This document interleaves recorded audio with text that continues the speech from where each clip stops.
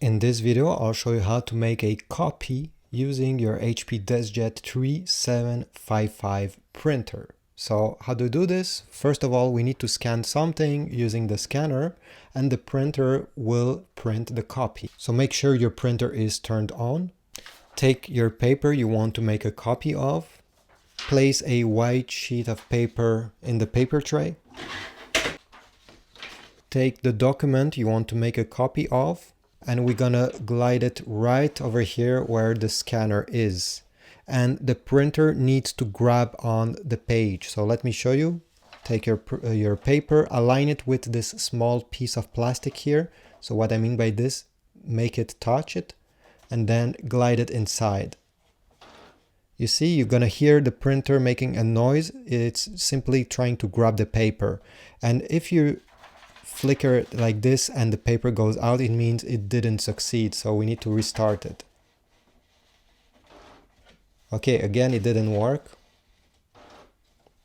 It didn't work again. It takes some practice. I'm sorry, but this is the way HP designed this. Okay, I think it worked. Now if I do this, you see the page does not go anywhere. Next step is to press one of these two buttons on the control panel. The one on the left side is to make a color copy. The one on the right side is to make a black and white copy.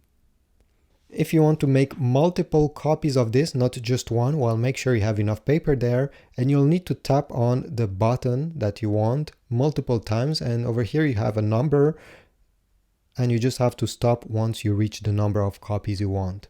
So let me press on this button once and wait.